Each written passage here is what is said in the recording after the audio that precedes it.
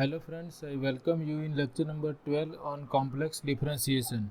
From last two lectures we are discussing about analytic functions, and now we know that how we can check whether given function is analytic or not. So as we have discussed in earlier lecture also, we will remember all these remarks or rules that if our function is differentiable at every point, then it is analytic at every point. Similarly, if function is not differentiable at any point, then it is not analytic at any point. And if function is differentiable at finite number of points only, then also it is not analytic at any point. So with this in mind, we try to prove that this function given by f of z equal to 2xy plus I times x square minus y square is nowhere analytic.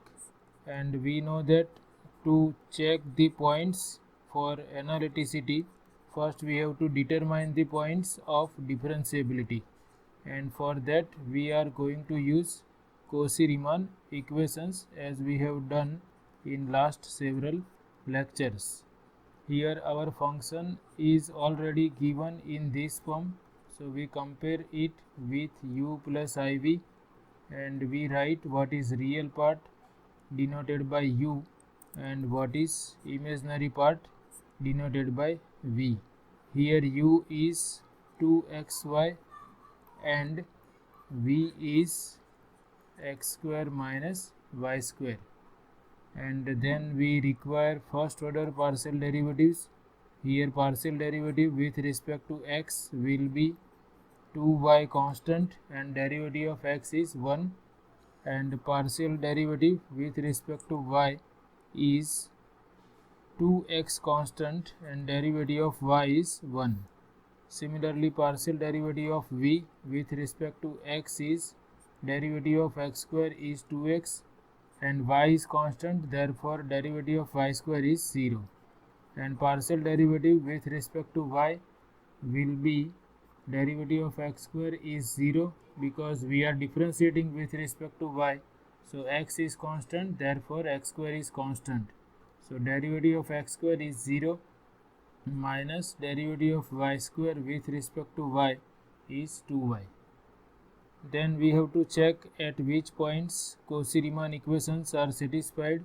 First we check for this Cauchy-Riemann equation del u by del x equal to del v by del y. So these two functions are equal if del u by del x is 2y equal to del v by del y is minus 2y, and these two are equal if we have 2y plus 2y equal to 0, and this is true if for y equal to 0, and this is true if y equal to 0. That is, this equation is satisfied at all those points in the complex plane for which y coordinate is 0, and this type of points are on x axis. If we take any point on the x axis in the complex plane, then its y component is 0. So from this we can have the idea that this is the equation of x axis. Therefore this equation is satisfied at all points on the x axis or at all points z equal to xy for which y component is 0. Similarly, we check that at which points second equation is satisfied. So now we consider del u by del y equal to minus del v by del x. This is true if del u by del y equal to 2x equal to minus del v by del x is 2x. So 2x equal to minus 2x is true if 2x plus 2x equal to 0, and this is true if 4x equal to 0, and this is true if x equal to 0, and this is equation of y axis. That means this equation is satisfied at all points on y axis or at all those points for which x component is 0. So one equation is satisfied at all points on x-axis, another equation is satisfied at all points on y-axis, and the intersection of x-axis and y-axis is origin.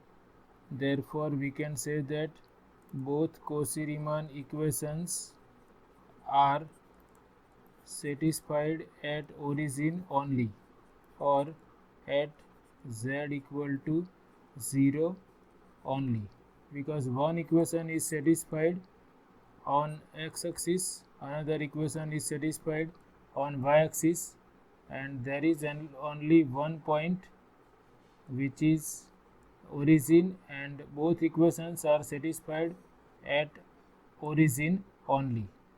That means function is not differentiable at every non-zero point, because CR equations are not satisfied at every non-zero point. And at z equal to 0, we have to check this continuity of all these first order partial derivatives, and these are all polynomials. Therefore, they are clearly continuous at every point, and therefore they are continuous at z equal to 0 also. So we will mention that clearly del u by del x, del u by del y, del v by del x, and del v by del y are continuous at z equal to 0. Therefore, we can say that our function is differentiable at z equal to 0 only. F of z is differentiable at only one point, and which is origin. And we know that if function is differentiable at finite number of points, then function is not analytic at any point, or function is nowhere analytic. Given function is nowhere analytic because it is differentiable at z equal to 0 only, and we know that a function is analytic at z equal to 0 if there exists at least one neighborhood of z equal to 0 such that function is differentiable at every point in that neighborhood. But function is differentiable at only one point, z equal to 0, and in any neighborhood of z equal to 0 there will be at least one non-zero point.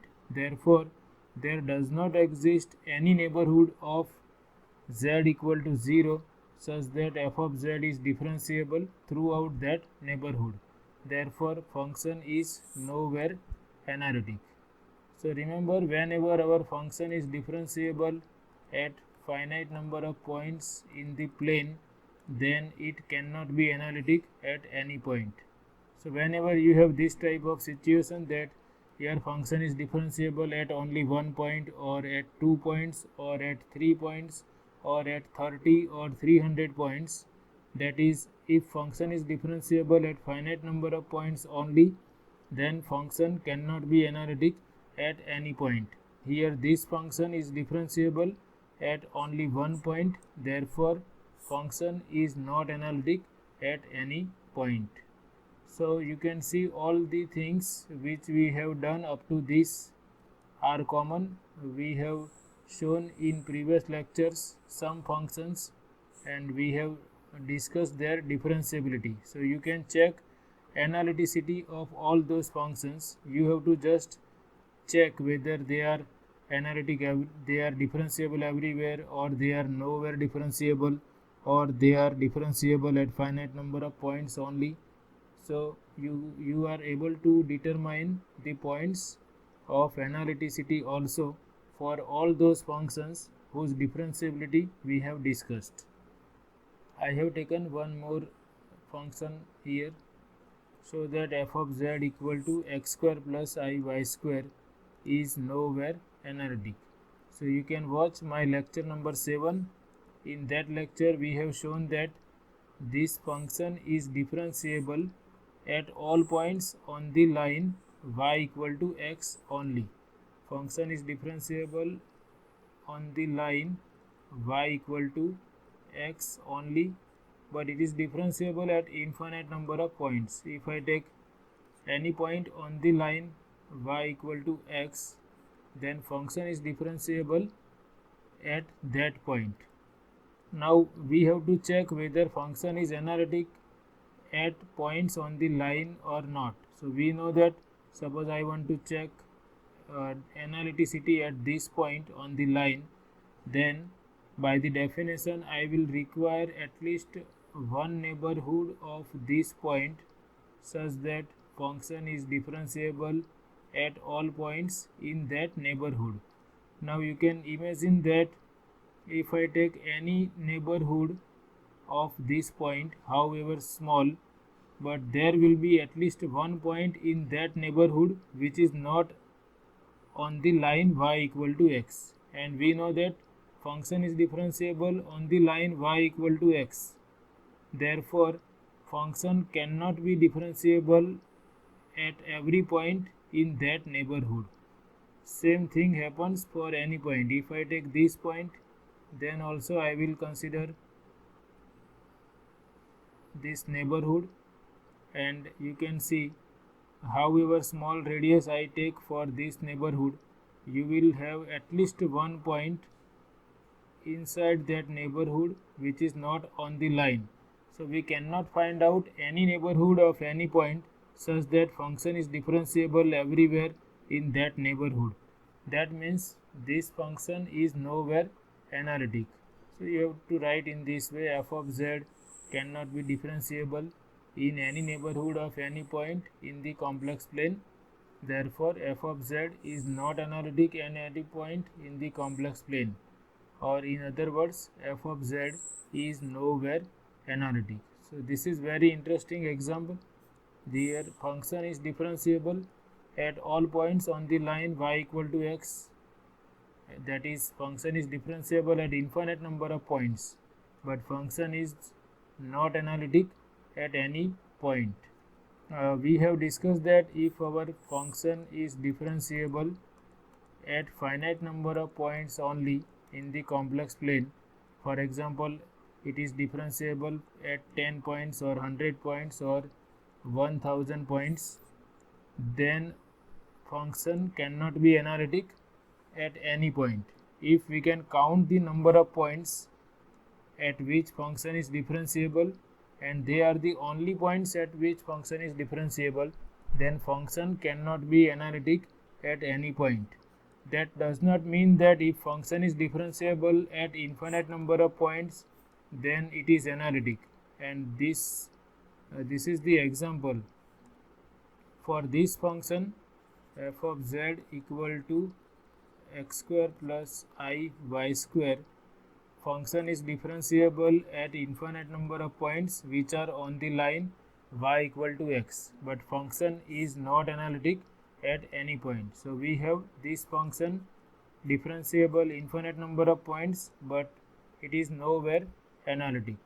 So keep in mind all these things, and ultimately you have to remember the definition of analytic function, which says that function is analytic at some point, say z0 in the complex plane, if we can find out at least one circle with center z0 such that function is differentiable at every point inside that circle, or we can find out at least one neighborhood of z0 such that function has a derivative at every point in that neighborhood.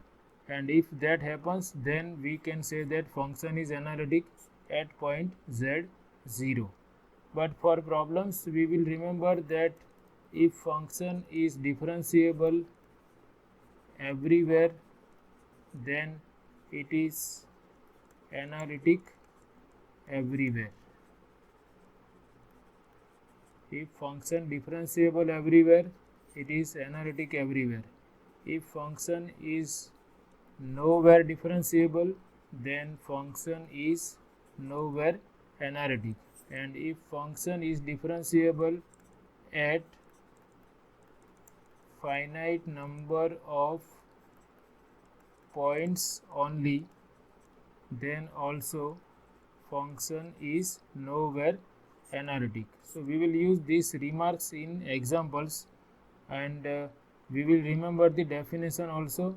Function is analytic at point z0 if there exists at least one neighborhood of z0 such that function is differentiable at every point in that neighborhood. So this is all about this session. Here we have discussed two functions for analyticity. One function is that type of function which is differentiable at infinite number of points, but it is nowhere analytic, and another function is function which is differentiable at only one point and therefore it is nowhere analytic. So we will continue with this topic in upcoming lectures. Thanks for watching.